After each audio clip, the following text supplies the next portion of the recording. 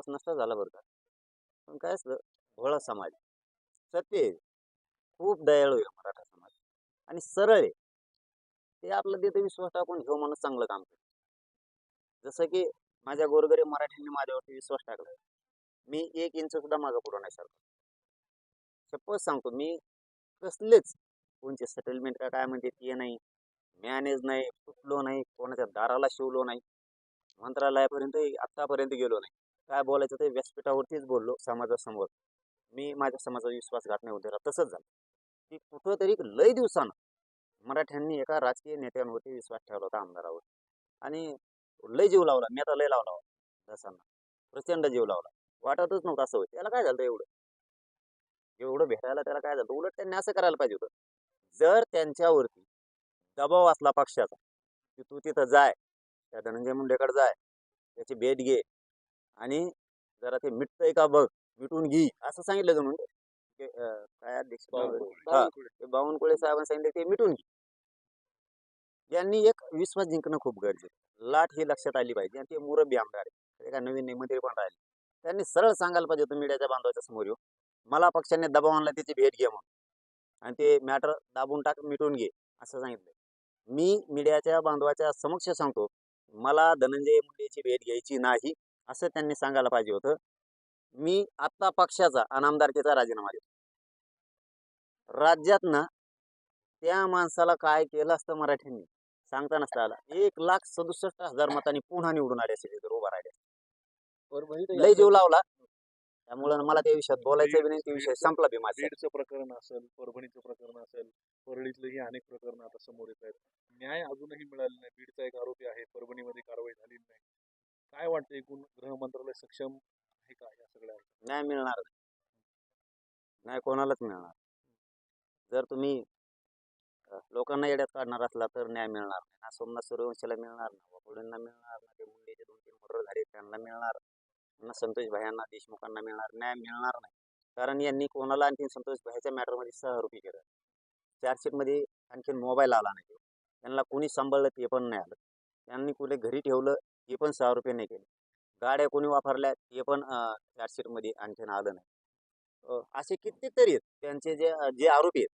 त्यांची ते काय काय नाव होतं मध्ये, सरमाड का खारमाड, ते मध्ये जाऊन पडले ते खंडणी मागणार, त्यांच्या आणि त्या आरोपींच्या संपत्ती जप्त केल्या नाही. ही पैसा कोणासाठी त्यांनी ही माया जमवली हे पण तपासात नाही.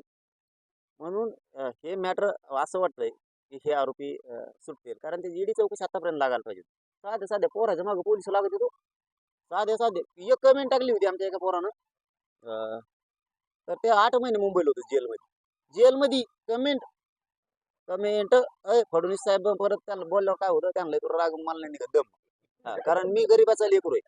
मला एखाद्या गरीबाला फसवलं ना तर मला लई होतं. आजचं एक प्रकरण सांगतो तुम्हाला, मी कमून लक्ष द्या म्हणतो गरीबाकडे. बघा हे बघा, लमणी समाजाचं म्हणजे बंजारा बांधवाचं एक ऊस तोडून येत होते गावाकडे आणि करंजीच्या घाटात म्हणजे पाथर्डीला दोघंही नवरा बायको त्या ॲक्सिडेंटमध्ये वारले. एक मुलगी, 2 मुली बारीक बारीक लिंबाखाली बसलेले होते. आम्ही आता भेटून आलो तिथून त्यांना. इतकी वाईट परिस्थिती, सरकारनं अशा लोकांकडे बघितलं पाहिजे. कुणी नाही, फक्त आजी. त्या लेकरांना सांभाळायला आता आजी, ती आजी असं सांगत होत्या की ऊस तोडून माझं पोरग हे लेकराचं पोट भरित होतं. पोट म्हणे हा, ते पोट भरत होतं. इतकी विदारक परिस्थिती. सरकार अशाकडे बघणार नाही. आम्ही योगायोगानं ते मंत्री संजय राठोड साहेबाला फोन लावला, बाबा अशी अशी घटना झाली, तुम्हाला लक्ष त्याच्यात घालायला लागणार आहे आत्ता लगेच. मी दादा भुसे साहेबांनाही बोलतो आणि मुख्यमंत्री कार्यालयाला सुद्धा बोलतो, या कुटुंबाला आधार देणं गरजेचं आहे. तर संजय राठोड साहेबांनी मंत्री महोदयाने तातडीनं फोन लावलाय त्या कुटुंबाला, भेटीलाही जातो आणि आम्ही पूर्ण ताकदीनं मदत करतो. हे उभा करणं गरजेचं, सरकारनं हे मन जिंकणं गरजेचं. हे असं करत नाहीत. एक एक एक आरोपी सोडून देणार आता आणि मग मराठ्यात आणि जनतेत उद्रेक होणार. संदर्भामध्ये वेगवेगळे खुलासे येत आहेत. म्हणजे ते राजीनामा द्यायला तयार नाहीत. आजही अंजली दमाने यांनी मोठा घोटाळा जे आहे 200 कोटींचा बाहेर काढला. हे लईच लापट दिसतंय. इतकं चिटकून बसलंय त्या पदाला. इथून मागं लई जणांनी दिले, त्यांच्याच बहिणी दिला राजीनामा, राराबांनी दिला, बरेच जणांनी दिले. मग जर आपल्याला त्या जनतेनं त्याच्यावरती बसवले, त्यांची जर इच्छा असेल तू दिलं पाहिजे तर द्यायला पाहिजे. कशाला घेऊन बसायचं त्या चिटकून? एवढं हापापलेलं नाही पाहिजे. ते लयच हापापलेलं दिसतंय पैशाला आणि पदाला आणि राजकारणाला या तीन गोष्टीला जाती फितील नाही, जनतेला नाही, त्याला काही कळत नाही, जात नाही, धर्म नाही, काय नाही, काय नाही, फक्त माणसं मारू मारू टाकी दे. ते कारमाड का सरमाड हाताखाली धरलं, त्याला इतक्या नोटा कामाला लावल्या, 10-15 कणगी भरत्यान बुवा इतके पैसे, काय करता आले इतके एकट्याला? इतके त्याचे पैसेच नाही, ते मंत्र्याचे पैसे. ती चौकशी व्हायला पाहिजे, ती ईडी चौकशी तिथं लागायला पाहिजे. त्यामुळे ते लालची माणसं बघा, जनतेचं देणं घेणं नसतं यांना, जातीचंही देणं घेणं नसतं, त्यांना फक्त पैसा आणि पद लागतात आणि तेवढंच काम त्यांनी केलं. बरं, आपण त्यांच्यावर आरोप करतात, ते उत्तर देतात, पण जे मूळ प्रश्न आहेत संतोष देशमुख असेल, सोमनाथ सूर्यवंशी असेल, हे मुद्दे बाजूला पडत आहेत. हे मीडिया राहील वाटते का? अरे दादा, असं होऊ शकत नाही, ते काय बाजूला पडत आहेत. सोमनाथ सूर्यवंशीचं असो, धनंजय आपले संतोषभाई देशमुखांचं असो, मागं पडत नसतं. आम्ही आहेत ना, आम्ही काय आले, चाललंय तर चाललंय, चल करतेच बुवा हे बिचारे. सगळ्यातच आपण असं काही नाही. कुणीतरी प्रामाणिकपणानं काम करतंय ना, करू द्यायचं. आम्ही खरंच सरळ आहेत, फक्त आमच्या सरळपणाचा ते फायदा उचलायला लागले. मॅटर दबत नसतं, कोणी पण येऊ द्या.